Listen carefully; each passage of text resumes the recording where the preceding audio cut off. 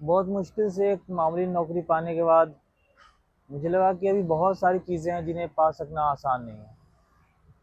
सबसे पहले दिल्ली जैसे शहर में रहने के लिए घर।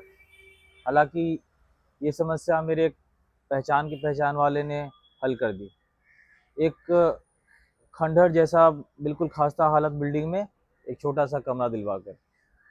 अब कमरे में बस जाने के बाद मुझे लगा कि अभी घर गृहस्थी की इतनी सारी चीज़ें हैं जो पूरी करनी है। बाकी चीज़ों को टाला जा सकता था, लेकिन चारपाई और बिस्तर के बिना मुश्किल था। और बजट चारपाई की अनुमति नहीं दे रहा था। बिना चारपाई एक मिडिल क्लास लोगों के बीच रहना थोड़ा मुश्किल बना रहा था। सो मैंने सिगरेट की जगह बीड़ी पीने का संकल्प लेकर एक सस्ती चारपाई बना ली। लेकिन जब चारपाई पे मैंने अपना पुराना बिस्तर बिछाया तो मुझे बहुत संकोच हुआ। लगा चारपाई पे बिस्तर नहीं, मेरी गरीबी की नुमाइश हो रही है।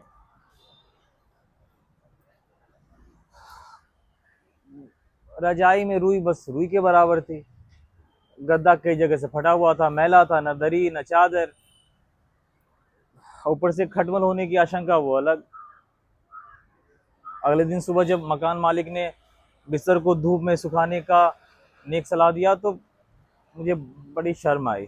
लगा उनके सामने मेरे घर के सारे बेजाहिर हो गए, जैसे मेरे बाप का जुए और शराब के कर्ज में डूबकर मरना, माँ के मिर्गी के दौड़े, मेरा भाई का एक बार चोरी में पकड़े जाना, मेरी बहन की झूठी मगर फैली हुई बदनामी।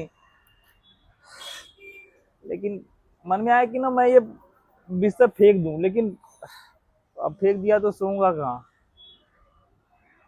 इतने पैसे थे नहीं कि नया बिस्तर बनवाऊं। मुझे अपने इस बिस्तर की समस्या से ना झुंझलाहट होने लगी। मुझे लगा कि मैं अगर थोड़ा भी बुद्धिमान चालाक होता ना तो मैं क्या इतना मामूली सा मसला हल नहीं कर लेता।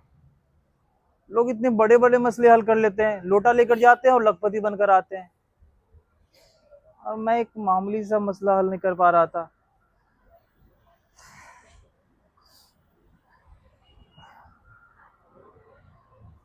एक दिन मैंने सोचा कि एक बार ऐसे टहल के पहाड़गंज तक चला जाता हूँ। और वहां पहुंच के लगा कि जब नया बिस्तर लेने के पैसे नहीं है तो दाम पूछ कर क्या करूंगा। फिर भी संकोच करके मैं एक दुकान वाले के पास गया और उससे पूछा तो उसने बताया, अच्छा नौकर के लिए चाहिए। मैंने कहा हाँ नौकर के लिए चाहिए ना, बताओ कितने बनेगा। उसने कहा सबसे सस्ता कॉटन वेस्ट का मिल जाएगा आपको। मैंने कहा हाँ मैं नौकर को भेजता हूँ। रास्ते में मुझे ना बिस्तर बनवाने का एक गैर चमत्कारी उपाय सूझा। त्याग और तपस्या। त्याग और तपस्या। आ, अब ना मैं खाने में सब्जी नहीं खाऊंगा, बस दाल और रोटी खाऊंगा। आ, दफ्तर जाने के लिए बस नहीं लूंगा, पैदल चला जाऊंगा। और दिन में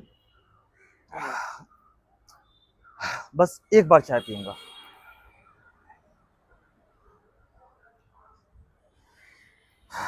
आखिर बिस्तर बनाना प्रतिष्ठा का प्रश्न बन चुका था, और पहला वेतन मिलते ही मैंने बिस्तर बनवा लिया। उस दिन जब मैं बिस्तर पर एकदम पसर कर सोया तो मुझे उसके नएपन से गुदगुदी हो रही थी। नएपन की गंध ना मेरे पूरे शरीर में फैल चुकी थी। मैं लेटे लेटे मेरी नजर लॉन पर पड़े भवन सिंह पर पड़ी। वो एक फटी पुरानी बिस्तर पर लेटा था। भवन सिंह एक चपरासी की नौकरी तलाश करता हुआ एक बेकार युवक था, जो कि मकान मालिक के घरेलू काम करके यहाँ रहने का अधिकार पाए हुए था। मैं कुछ देर तक लेटे लेटे भान सिंह के नाचीज बिस्तर को देखता रहा। फिर मैं उठा और अपना पुराना बिस्तर उसे बख्शीश दे दिया। खुश रहो। बख्शीश देने के बाद ना मुझे इतना अंदर से संतुष्टि हुई कि मैं क्या बताऊं। उस दिन मैं चैन से सोया। सुबह उठा तो लगा कि जैसे मैंने त्याग और तपस्या से अपने बिस्तर का मसला हल कर लिया है, वैसे अपने घर की सारी समस्याओं को दूर कर दूंगा। मन में आया कि बिस्तर को समेटकर अंदर रख दूं। फिर सोचा नहीं, मेरी खुशहाली का सबूत बाकी लोग भी देख लेंगे तो मजा आएगा।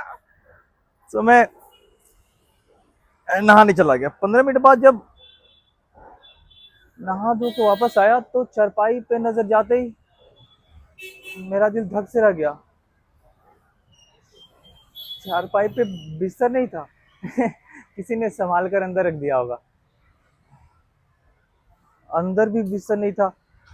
सब लोग सो रहे थे, बस भवन सिंह और मकान मालिक जगह थे। मैंने उनको जाकर कहा तो उन्होंने आस पास पूछताछ की और बस 1 घंटे ये चोरी का मामला गर्म रहा, फिर वो सबके लिए पुराना हो गया। कुछ लोग कह रहे थे कि अरे इन भाई साहब के पास कोई बिस्तर भी था कि यूं ही हवाबाजी कर रहे हैं।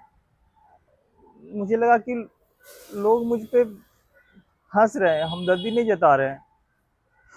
मैं पछता रहा था कि मैंने बिस्तर समेट कर क्यों नहीं रखा, लेकिन अब पछताने से क्या फायदा। इतनी छोटी चीज के लिए कोई कितनी हमदर्दी जताएगा। बिस्तर चोरी हो गया, कोई पहाड़ तो ही टूट गया, लेकिन वो कैसे बता, मेरे तो पहाड़ ही टूट गया। ये बस बिस्तर नहीं था, मेरे त्याग और तपस्या का प्रतीक था ये। पुराना बिस्तर भी भवन सिंह को बख्शीश दे दिया। अब सोऊंगा कैसे। उस दिन रात में मैं ढाबे पे बहुत देर तक टहलता रहा। सोचा सब लोग जब सो जाएंगे ना तो चुपके से जाके फर्श पर सो जाऊंगा, किसी को पता नहीं चलेगा। बिना बिस्तर के उतने पैसे अब है भी नहीं कि नया बिस्तर बनवाऊं।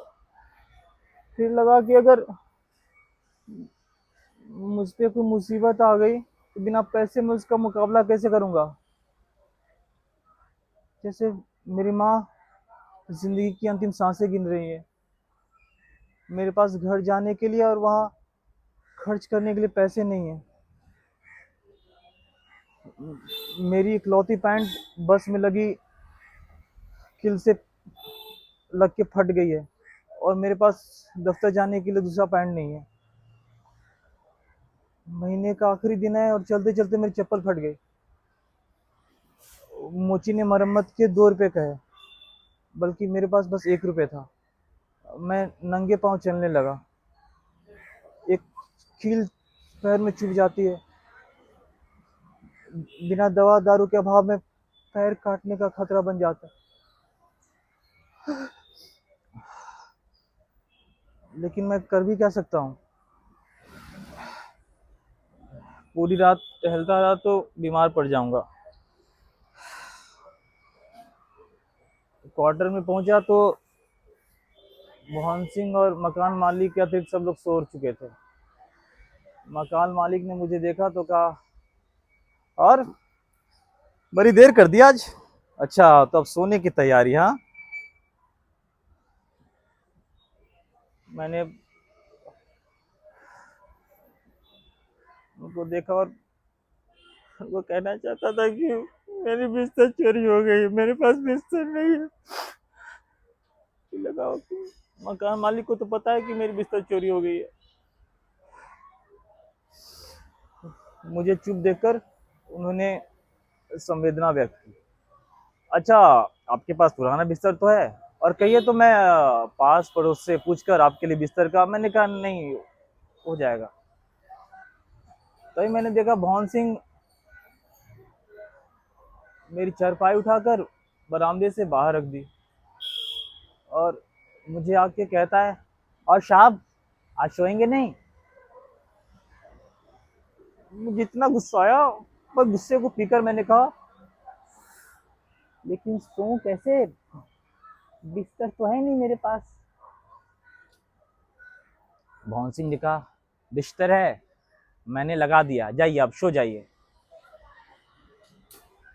मुझे आश्चर्य हुआ कि शायद भवन सिंह ने ना किसी चमत्कार से मेरा बिस्तर ढूंढ दिया है। चारपाई पे नजर पड़ी तो वही पुराना बिस्तर था जो मैंने भवन सिंह को बख्शीश दी थी।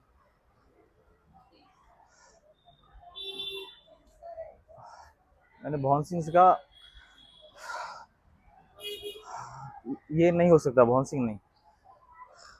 उसने कुछ कहा नहीं, मेरा हाथ पकड़ा और मुझे चारपाई पर बिठा दिया। उस देर चारपाई पर बैठे बैठे मैं सोचता रहा, ये परिस्थितियों के हाथों हार की पराकाष्ठा थी। मुझे आज का और आने वाले कल का सोच के बहुत दुख हुआ, लेकिन मैं रोया नहीं। अब इस पुराने बिस्तर में मेरी कंगाली की गंध धीरे धीरे नम होने लगी थी।